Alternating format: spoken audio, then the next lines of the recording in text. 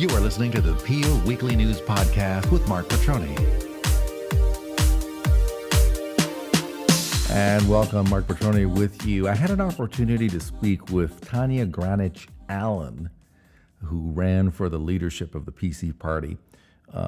Ended up losing, as you know, to Doug Ford, but gained valuable profile and increased her profile as this principled conservative, especially since she also clashed with the previous leader, Patrick Brown, on issues like the carbon tax and sex education. Now she's running for the nomination in the new riding of Mississauga Centre.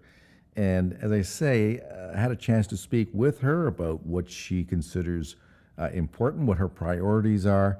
And among them, she says, is ripping up the Wynne Liberal government's fat contracts with friends, which she says will bring immediate relief. Here is Tanya Granic Allen. Kathleen Wynne and Dalton McGuinty thought fit to give very lucrative, very fat contracts to friends of theirs or to allies of theirs who are getting basically fat off the taxpayer of Ontario.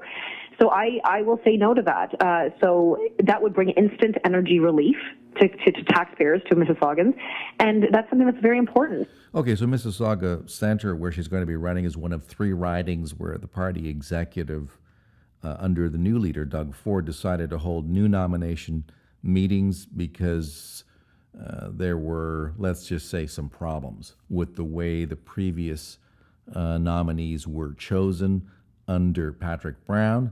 Long story short, they're having new nominating meetings, and that opened the door for Granic Allen, who had actually lived in the area up until very recently and then moved out with her husband and 4 kids to a farm.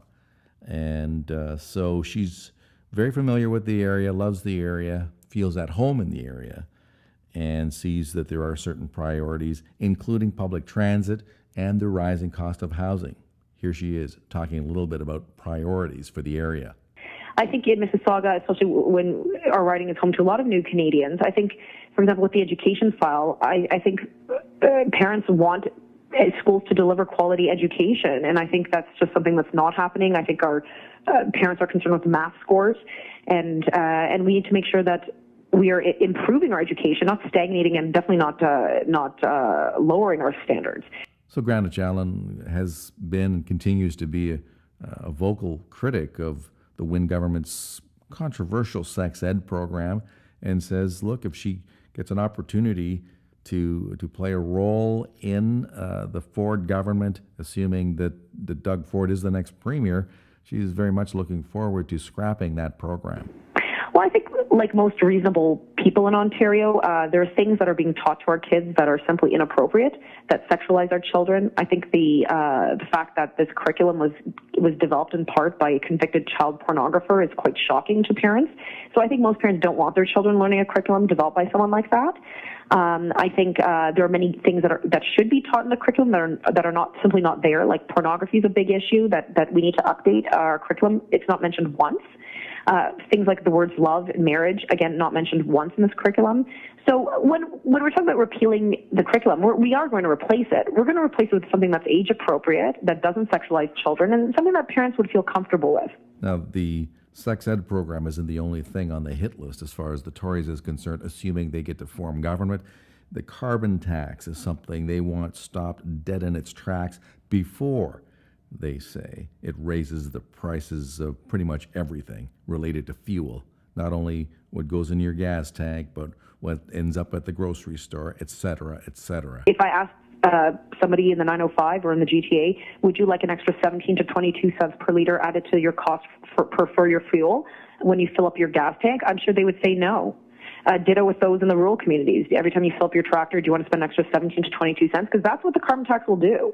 That's what it'll do within about 5 years. So what do I hear? I hear that people say, enough with the taxes. We don't need it. We just need better fiscal management. And I'm happy to be hopefully part of that team with Doug Ford to lead this province on a better track. Look, you mentioned I'm a mother of 4 kids. A lot of us are parents or grandparents or aunts and uncles. I don't want to saddle the next generation with this ridiculous debt. And that's what we're doing. There's a phrase that's being used, mortgaging our children's future. But that is what we're doing. Kathleen Wynne introduced a new budget they're planning on running deficits for the next 6 years. That's not a way to operate a province. I think I could get my 6-year-old to do better mathematics than that. And what about her overall philosophy?